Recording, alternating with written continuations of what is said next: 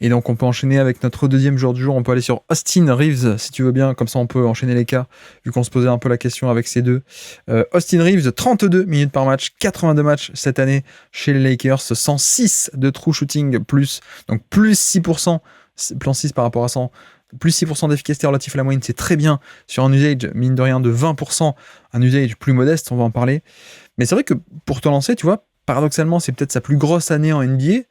Mais est-ce qu'on serait pas un peu sur une déception vis-à-vis de certaines titularisations ou non-titularisations ? Ouais, alors moi, Austin Reeves, sur les 5 cas que j'ai eu, c'est celui qui m'a un peu divisé parce que au premier abord, comme toi, j'avais vraiment cet aspect comme ce que tu viens de dire, cet aspect de déception, parce qu'il sortait d'une telle saison d'explosion en 2022-2023 que tout le monde, ou enfin en tout cas moi, je m'attendais vraiment à de la continuité avec ça, mais il a entre guillemets un peu stagné, ce qui moi j'ai vu ça comme une déception au premier abord, mais en y regardant de plus près, c'est vrai que ça reste quand même un joueur d'ultra élite, sur pas mal de points, notamment offensifs, donc oui, c'est un peu une légère déception, mais moins que ce que je pensais il y a encore quelques jours avant de refouiller sa saison.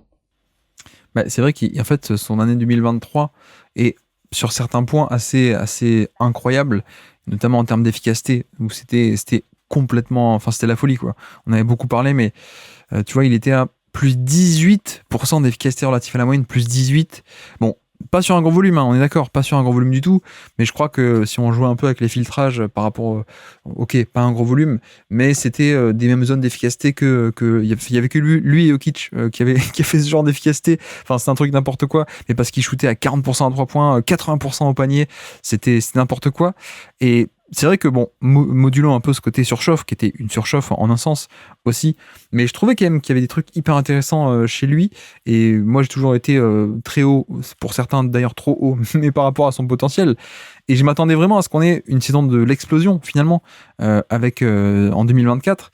Et ce qui est venu mettre un peu des bâtons dans les roues, c'est le fait que, on le sait, mais aux Lakers, il y a eu quelques problèmes de statut, de rotation, de hiérarchie sans doute aussi.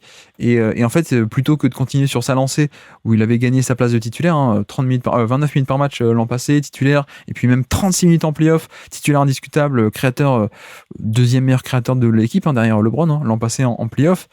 Ben on a eu un peu un contre-coup de ah ben tiens, tu vas sortir du banc et tu vas être le moteur de la seconde unité. Il dit ah bon, ah d'accord, ok. Et donc je peux comprendre aussi, alors c'est pas non plus un joueur avec un statut énorme et tout, mais en fait on a eu un peu cette problématique avec Darvin Ham où il a un peu essayé de jongler avec ces quatre créateurs que sont LeBron, Davis, D'Lo et Austin Reeves.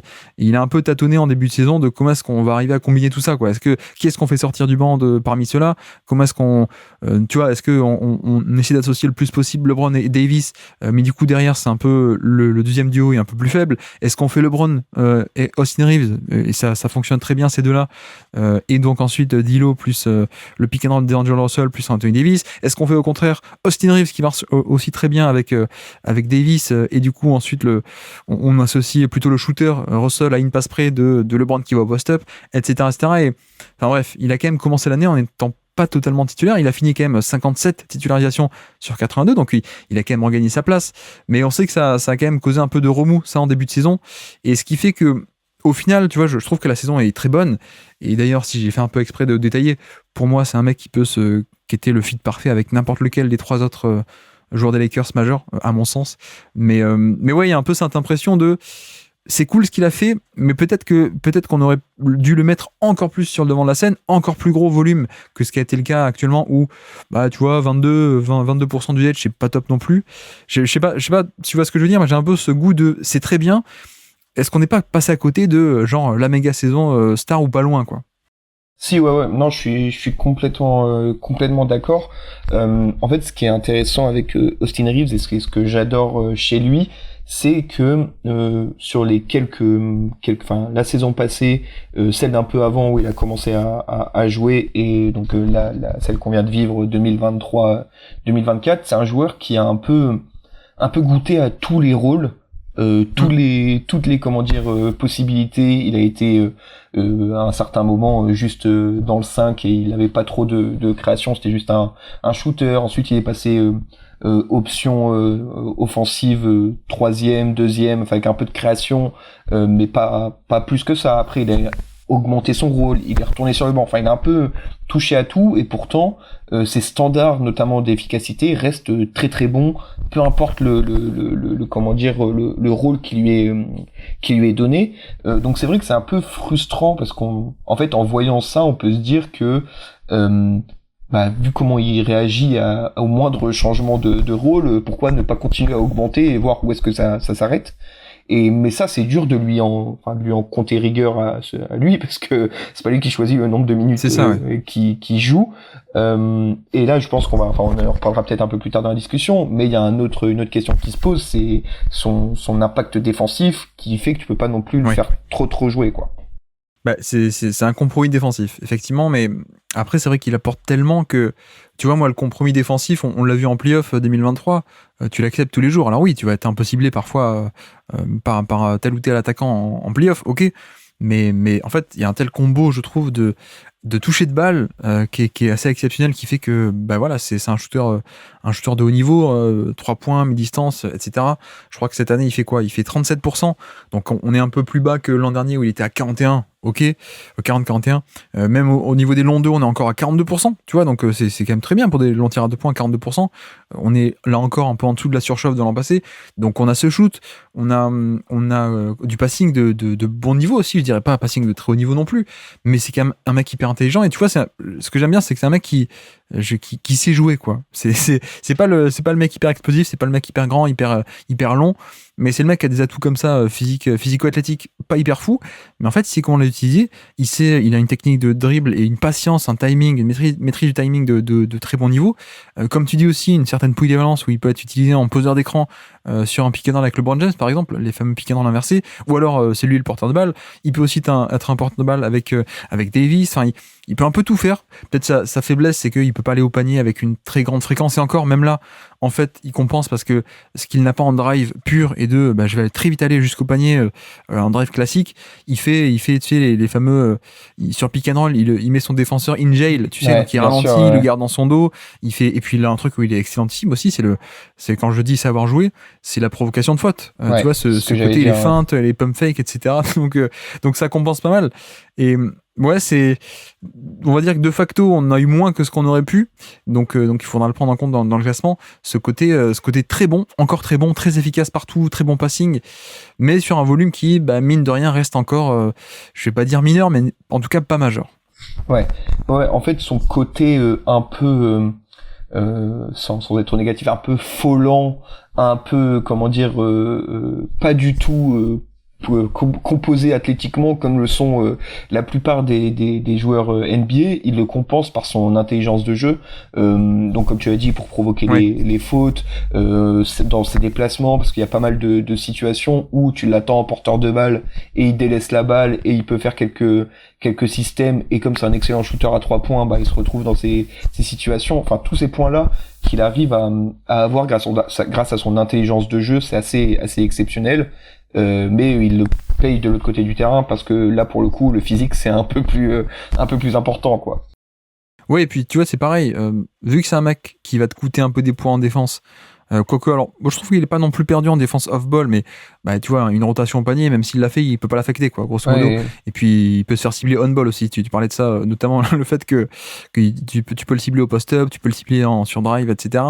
Mais en fait, c'est parce qu'il présente ce genre de compromis que si tu l'as sur le terrain mais sans l'utiliser en attaque, je veux dire, c'est quand même dommage, quoi, parce que t'acceptes le compromis pour un certain nombre de positions défensives, mais parce que de l'autre côté, faut lui donner les ballons et que ça vaille le coup.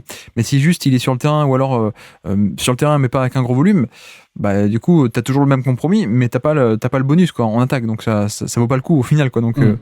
Donc effectivement, mais ouais, non, mais saison bizarre. De toute façon, on savait que on pourrait pas être sur les mêmes standards d'efficacité, provocation de faute, etc. de l'an passé, où il était extraordinaire partout, mais vraiment c'est une dinguerie.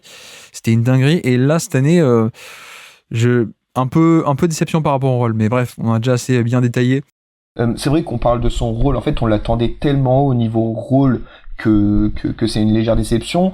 Il est quand même passé de 16% d'usage à 22. Donc il continue à monter dans la hiérarchie Lakers, mais vu la saison passée où vraiment il a éclaté et brillé, on s'attendait à un step-up encore plus flagrant, quoi. Oui, exactement. Et donc classement, où est-ce qu'on se projette? Moi, je l'avais pas très loin de Bridges. Par exemple, là, je vois juste en dessous de là où on a mis Bridges, il y a un trio, enfin un quatuor, Cade, Mike Conley, Devin Vassell, Bogdanovic.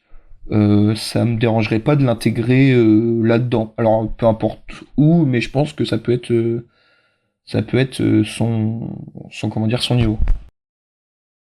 Ouais, effectivement, il y a un groupe de créateurs secondaires, comme on dit par là, tout ce qui est McCollum, Bogdanovic, Van Vliet, Murray, Hero. Je pense qu'on est là-dedans. Je pense que lui, là où il gagne un peu, c'est sur l'efficacité, mais il le perd par rapport à ces autres-là sur peut-être le compromis défensif. Quoique, tu me diras, Bogdanovic, McCollum, Hero, il y a aussi un compromis défensif assez important. Mais ouais, ça me va de le mettre par là, ouais. Ça me va de le mettre par là. En dessous de Devin Vassell, c'est peut-être pas mal, je pense. Devin Vassell. Entre Devin Vassell et Bogdanovic. Ouais, ça peut s'imaginer, J'avoue que moi j'aime bien l'efficacité, mais non, c'est vrai que Vassell quand même a... Ok, bon, faisons ça entre Vassell et Bogdanovic. Et donc, petit quiz pour finir, nous sommes le 6 novembre 2023, on est relativement tôt dans l'année, et c'est une claquette dunk de Austin Reeves contre Miami. Est-ce que ça te parle, cette faction, ou pas? Une claquette dunk qui... Un peu plus que le contre de Bridges, je t'avoue. Il surgit de nulle part depuis la ligne à 3 points, il vient faire une claquette dunk, kicker sur le terrain, et tu es capable de citer des joueurs sur le terrain au moment de cette claquette dunk. Alors, on va faire Lakers, donc, avec Reeves, LeBron. Oui. AD. Pas sur le terrain, non. Ok. D'Angelo Russell. Oui. Hachimura. Pas Hachimura, mais je touche du bois que tu trouves le prochain nom. Wood. Exactement. Le dernier, c'était censé être le prochain Tracy McGrady. Ok. Il y avait ce genre de comparaison à la draft. Ça te parle pas? Non, je t'avoue que ça me dit... Si je te dis le trade de Luka Doncic. Ah oui, ok. Oui. L'éphémère new-yorkais, Cam Reddish. Exactement. Cam Reddish, tout à fait. Cam Reddish est sur le terrain. Que j'ai bien aimé en plus cette année, moi, en tant que 3&D, mais on est loin des attentes de jadis. Et donc, côté Miami? Et côté Miami, alors, on va faire les évidents: Butler, Adebayo, Tyler Hero. Tout à fait. Ensuite, qui est-ce qu'il y a Miami? Jovic? Non, pas Jovic, il y a ta meilleure amie. Ta meilleure amie, ça y est, c'est le week-end. J'ai Laurie, mais... je l'ai pas du tout. Ah bah si, tu l'as dit en plus. Qu'est-ce que t'as dit? Ah, Kyle. Ah ouais. Exactement, Kyle Lowry. En fait, dans ma tête, il était encore il était déjà à Philadelphie. Non, 6 novembre 2023, il était à Miami encore, ouais, tout à fait. Il manque un dernier. Un intérieur plutôt, ou que je sache me concentrer. Plutôt ailier défensif, on va dire. A. Smith, il y a pas un... Exactement, Haywood A. Smith est sur le terrain, voilà. tout à fait. Haywood A. Smith, c'est ça.